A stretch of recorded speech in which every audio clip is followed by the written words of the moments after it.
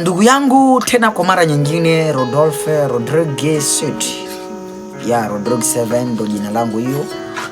Kabla sijaendelea tena ama kabla sijatia vitu vingine, lazima una like, una comment, na una share na unajiunga na mimi, yani una follow ni follow, itakuwa vizuri sana. Hapo utakuwa unaniongezea tena support, utakuwa ni support sana. Ila ndugu yangu nitakuzungumzia kwamba unajua ndani ya maisha mtu ambaye ni wa muhimu sana ni yule mtu ambaye anakuangalia kwa muda ambao hauna chochote. Sikiliza, unajua ndani ya maisha kuko mtu mwingine iko hapo tu bila kutafutia mabalaa. Na ndugu zangu, acha kupokea pia vibaya. Unajua kuko story moja nitaka wapee jioni ya leo. Kuko dada moja hivi alimpokea kama mgeni. Rafiki yake tu kabisa, rafiki yake mzuri. Waliketi naye vizuri sana, ikiwa kwanza huyu dada bado hajaolewa. Walikuwa naye vizuri, fasi yote walikuwa pamoja. Ila huyu ndugu mwingine huyo kimjalia neema, akimpea mume mzuri kabisa, mume ambaye anatumika vizuri ofisini, anaenda, yani mwanaume ambaye ana pesa. Ila siku moja huyo dada mwingine huyo akizungua nyumbani kwao, wakamtimua. Kumtimua dada akikosa mahali ataenda. Dada mwingine akimsikilia huruma, akimsikilia yani akimuia radhi, akimwambia kwamba ndugu yangu, tunakumaa nafasi moja, yani tunakuwa sisi na wewe tunakuwa pamoja, so sisi kukutupa ndugu yangu, kuja nitakusaidia. Mume pia alikuwa mtu ambaye yani ni mtu ambaye anapenda sana kupokea wageni, akimkaribisha vizuri, akimtia nyumbani. So ilipita kama siku 2 siku 3 hivyo, huyo dada akianja tena kutoka na mume wa mwenzie,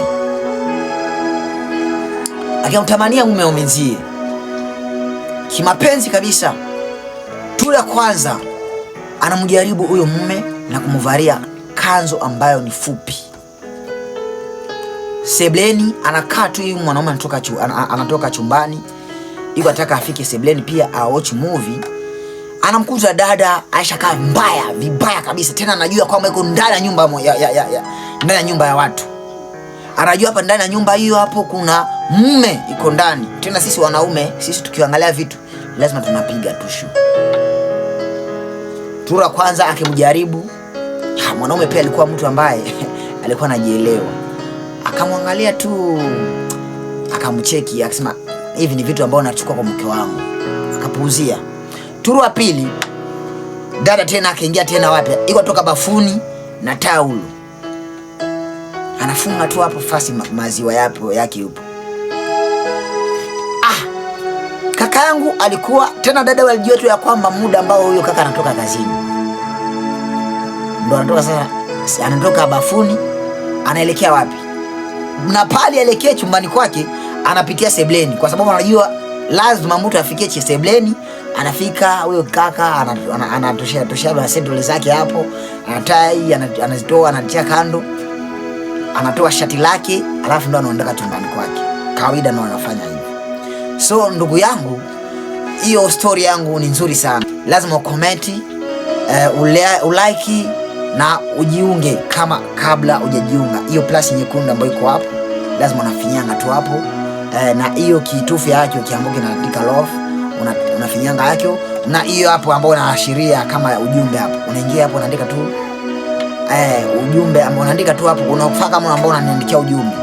Haya kaka, samani part 2 nitakuandalia part 2, itakuwa vizuri sana. Thank you.